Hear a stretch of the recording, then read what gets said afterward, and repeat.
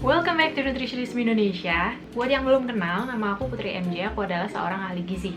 Kalian bisa panggil aku Putri atau MJ, tapi biasanya kebanyakan teman-teman aku itu manggil aku MJ karena dari zaman sekolah, dari SD sampai kuliah, di kelas pasti selalu ada lebih dari satu yang namanya Putri. Jadi sampai sekarang aku dipanggil MJ.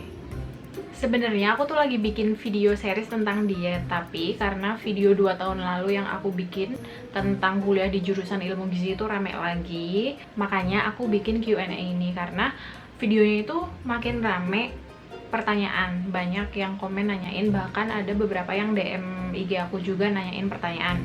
Yang paling banyak ditanyain adalah, dan kebetulan udah ada yang jawab juga. Oh iya, sebelumnya aku terima kasih banget sama teman-teman yang udah bantu jawab di comment section. Pertanyaan berapa biaya kuliah di jurusan ilmu gizi ini banyak banget yang nanyain. Aku nggak bisa kasih jawaban pasti karena setiap universitas atau poltekkes, setiap kampus itu biayanya beda-beda. Jadi sebaiknya kalian searching sendiri soal biaya ini. Misalnya kamu mau masuk Undip, kalian bisa kunjungi website Undip untuk cari tahu info biayanya. Atau kalau kamu pengen di universitas lain kayak IPB, UI, UGM, atau Poltekkes, kalian bisa cari di masing-masing website kampusnya untuk nyari tahu info biayanya. Terus, pertanyaan kedua yang paling sering ditanyain itu bedanya S1 dan D3. Jadi bedanya S1, D3, dan D4 itu biasanya kalau S1 itu materinya lebih banyak daripada prakteknya, 60-40. Kalau D3 itu kebalikannya. Lama waktu kuliah juga S1 itu 4 tahun, D3 biasanya 3 tahun. Terus gelarnya juga beda. Nah, terus ada juga nih yang nanya, aku tuh ambil S1, S2, atau udah Ardi. Jadi aku itu S1 Gizi Undip, jadi aku gelarnya SGZ. Aku juga sebenarnya pengen banget ambil kuliah Ardi ya, semoga ada rezeki buat aku melanjutkan kuliah ke profesi gizi. Kak, gimana sih kakak awalnya masuk Gizi Undip? Aku dulu masuknya lewat tes SNMPTN, seleksi masuk perguruan tinggi nasional. Terus kayaknya tiap tahun itu namanya ganti, sekarang kayaknya bukan SNMPTN lagi nggak sih, SBMPTN atau semacamnya ya. Pokoknya aku masuk lewat jalur tes nasional. Kak, suka duka jadi ahli gizi itu apa? Soalnya saya juga tertarik buat lanjutin ke gizi, tapi saya juga tertarik buat lanjut ke culinary art. Soalnya fisik saya adalah culinary art, di culinary art itu belajar juga ilmu gizi. Terima kasih kak, semangat kakak. Aduh, terima kasih semangatnya. Suka dukanya apa ya? Karena aku suka sama ilmunya, ya suka aja, nggak ada dukanya kayaknya. Ya dukanya paling kayak misalnya banyak tugas gitu waktu kuliah, tapi aku yakin sih semua jurusan kuliah juga banyak tugas, jadi tergantung seberapa suka kamu sama jurusan itu. Kalau kamu suka banget, aku yakin lebih banyak sukanya daripada dukanya. Nah, terus juga ada pertanyaan asumsi. Kak, jadi ahli gizi tuh harus bisa masak nggak sih? Jawabannya antara enggak dan iya. Enggaknya itu kalau misal sekarang kamu belum bisa masak, jangan jadikan itu sebagai halangan buat masuk ke jurusan gizi, karena ya pada akhirnya nanti kamu bisa sendiri kok. Di perkuliahan itu kan juga ada mata kuliah kuliner yang nanti kamu praktek masak. Jadi ya iya, kamu nantinya harus bisa masak, karena masa ahli gizi nggak bisa masak sih, walaupun kerjaan kita itu setelah lulus bukan jadi tukang masak ya, kita lebih ke konsultasi gizi, ngasih menu diet, ngitung kalori, tapi kita juga harus bisa masak. Terus ada juga yang berasumsi, Kak, kalau masuk gizi itu ada syarat berat badan dan tinggi badan nggak? Setahu aku itu nggak ada, tapi ini udah dibantu jawab sama Meira Sakura. Makasih ya Meira Sakura, ternyata ada poltekkes yang mewajibkan tinggi badan dan berat badan sebagai syaratnya. Di Poltekkes Kemenkes ternyata mewajibkan berat badan dan tinggi badan seseorang buat masuk ke jurusan gizi. Tapi di kampus aku, di ilmu gizi Undip dulu itu aku nggak ada syarat berat badan dan tinggi badan tertentu untuk masuk ke jurusan gizi. Kayaknya sih tiap kampus beda-beda. Nah, jadi misalnya kalau kamu khawatir ada syarat tinggi badan dan berat badan untuk masuk ke jurusan gizi, kamu tinggal pilih aja kampus yang tidak ada syarat tinggi badan dan berat badan. Pertanyaan selanjutnya yang banyak ditanyain itu seputar pelajaran dan jurusan IPA, IPS, SMK. Kayak gini. Harus bisa menguasai pelajaran apa sih, Kak? Kak, aku dari IPS bisa nggak ya masuk ke ilmu gizi? Kak, aku dari SMK bisa nggak ya masuk ke jurusan gizi? Kurang lebih seperti itu pertanyaannya. Dan juga pertanyaan seputar IPA IPS ini udah banyak banget dibantu jawab sama teman-teman. Terima kasih yang udah bantu jawab di comment section. Yang pertama aku jelasin harus bisa menguasai pelajaran apa. Sebenarnya kalian itu jangan nyamain pelajaran SMA sama pelajaran kuliah. Karena itu beda banget. Kuliah itu lebih spesifik gitu. Kalau SMA kan beragam ya, ada matematika yang hitung-hitungan, ada biologi yang mempelajari alam-alam gitu. Kalau di ilmu gizi mungkin yang mirip-mirip itu biologi sih, karena kita kan belajar anatomi tubuh manusia, belajar penyakit, belajar makanan, zat gizi makanan, jadi ilmunya mirip-mirip sama biologi. Terus kalau yang khawatir sama fisika, santai aja, di ilmu gizi itu nggak ada fisika. Matematika iya ada, tapi jangan khawatir juga, matematika di ilmu gizi itu nggak ribet kayak matematika SMA yang ada integral, ada pokoknya yang susah-susah itu enggak. Kita itu cuma matematika biasa, hitung-hitungan kayak hitung-hitungan kalori, ngitung jumlah kalori dalam makanan, ngitung jumlah kalori untuk kebutuhan orang, kayak gitu. Jadi simple matematikanya. Terus untuk kimianya kita juga nggak seribet kimia SMA yang lari kemana-mana materinya. Kita spesifik di kimia makanan. Nah terus IPA IPS, anak IPS bisa masuk gizi atau enggak? Sekali lagi itu tergantung kampusnya. Dulu waktu zaman aku di ilmu gizi Undip itu kalau nggak salah cuma boleh IPA dan SMK kesehatan yang bisa masuk.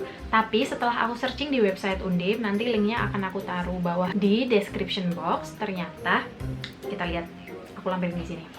S1 gizi Undip itu akreditasinya udah A ya, dan ternyata kalau scroll ke bawah itu ada kebijakan dan persyaratan.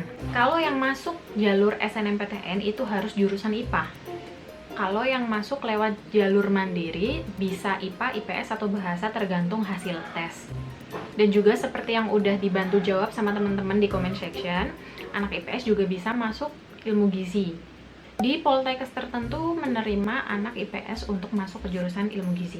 Jadi jangan khawatir kalau misalnya kalian pengen masuk jurusan gizi, tapi di Universitas A ternyata nggak menerima anak IPS, kalian bisa nyari alternatif lain di Poltekkes atau di universitas lain yang memang menerima dari jurusan IPS.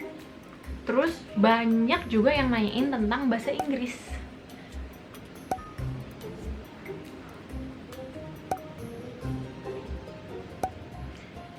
Jadi kayak khawatir banget gitu, harus bisa bahasa Inggris nggak sih, harus bisa bahasa Inggris nggak sih. Terus juga karena di video sebelumnya aku share tentang buku-buku aku yang aku pakai itu kebanyakan bahasa Inggris, banyak juga yang nanya bukunya emang pakai bahasa Inggris semua.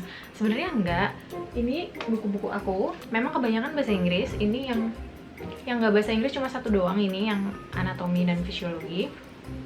Karena nanti kalau kamu udah masuk kuliah, kamu bandingin deh buku gizi bikinan Indonesia sama buku gizi bahasa Inggris yang dari luar, itu lengkap banget isinya yang buku bahasa Inggris. Ya bukannya mau banding-bandingin, tapi itu memang yang buku dari luar itu lengkap banget isinya, mendalam, detail, pokoknya isinya bagus gitu daripada buku yang berbahasa Indonesia.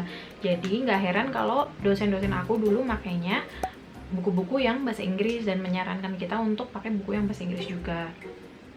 Dan kalau misalnya kalian ngerasa belum pinter-pinter banget bahasa Inggrisnya, jangan dijadikan halangan. Masih banyak waktu untuk belajar. Aku juga dulu asing kan sama istilah-istilah gizi di buku gitu kan. Karena ya waktu SMA kan nggak sedetail itu belajar tentang gizi. Tapi kan lama-lama belajar, lama-lama kita akan terbiasa. Terus kalau di Undip sendiri dan mungkin universitas lain juga ya, sebelum kita lulus, syarat wisuda itu kita harus tes TOEFL dulu. Minimal itu TOEFL kita harus di angka tertentu. Jadi semua jurusan sih aku yakin bahasa Inggris itu penting. Nggak cuma di perkuliahan aja, nanti kalau kalian masuk di dunia kerja, kalau kalian bahasa Inggrisnya bagus itu juga sangat menguntungkan untuk kalian. Ya, zaman sekarang 2020 gitu, bahasa Inggris itu penting. Jadi jangan jadikan bahasa Inggris sebagai alasan keinsecurean kalian, dan jangan jadikan alasan itu untuk menghalangi kalian masuk ke jurusan apapun yang kalian mau. Masih banyak waktu buat belajar, santai aja. Kalian harus percaya diri, kalian harus percaya kalau kalian itu bisa. Terus yang lumayan banyak ditanyain juga itu tentang public speaking.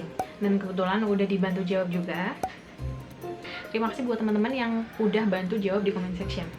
Kalau dibilang penting atau enggak, menurut aku pribadi, public speaking itu penting banget untuk seorang ahli gizi. Nggak cuma ahli gizi aja sih, kayak semua orang penting untuk bisa public speaking gitu. Apalagi kerjaan ahli gizi itu kan pasti ketemu sama orang ya, kayak kita konsultasi gizi atau kita jadi pembicara di mana gitu. Kayak contohnya, kerjaan pertama aku itu jadi nutritionist di perusahaan asing, perusahaan suplemen dan skincare. Di situ aku juga harus punya public speaking yang bagus. Bahkan setelah selesai interview nih, aku disuruh presentasi langsung di depan HRD-nya. Terserah mau presentasi apa, jadi langsung to the point, kayak tanpa persiapan apapun gitu. Aku kan nggak tahu kan, ternyata waktu interview itu disuruh langsung presentasi. Aku presentasi tentang bahaya overweight kalau nggak salah, dan itu karena aku menguasai materinya dan ya udah presentasi aja gitu. Kalau kemampuan public speaking kita bagus, orang juga jadi percaya sama kita dan percaya dengan apa yang kita sampaikan. Itu poin penting banget untuk ahli gizi, karena kan kita menyampaikan ilmu. Kita harus bikin orang percaya sama kita dengan ilmu kita. Kalau kamu menguasai ilmunya tapi public speaking kamu nggak bagus, gimana orang mau percaya sama kamu? Gimana orang mau dengerin kamu gitu? Dan juga di perusahaan pertama aku itu sebagai nutritionist, aku juga ketemu sama banyak orang. Ada yang konsultasi, sering banget pokoknya, hampir setiap hari ada orang konsultasi. Bahkan aku tuh sampai keluar kota untuk ngadain acara ke Medan, ke Ambon, ke Nabire gitu tuh, untuk mempresentasikan product knowledge dan juga konsultasi gizi. Kalau misalnya kemampuan public speakingnya nggak bagus, gimana mereka mau percaya sama apa yang aku sampaikan gitu. Dan nggak cuma itu aja sih, kerja ahli gizi dimanapun, mau di rumah sakit, mau di puskesmas, pasti itu kita ketemu sama orang, kita itu menyampaikan ilmu. Jadi kita memang harus punya public speaking yang bagus.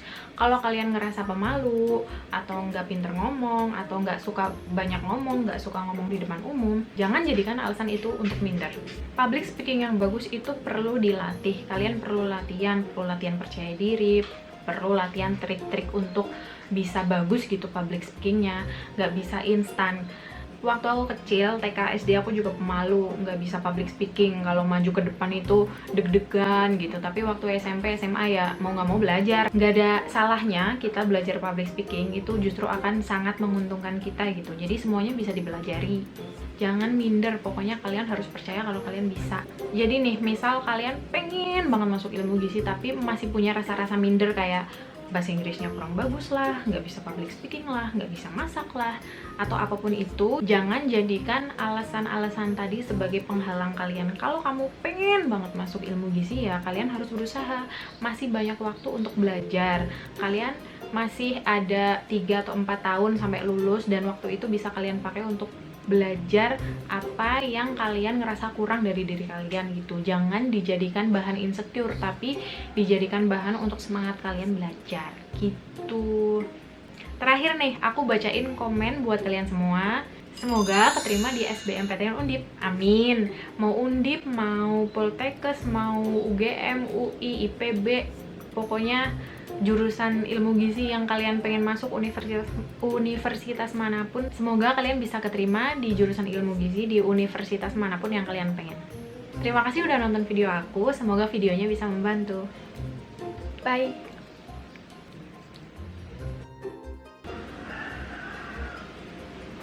Hai.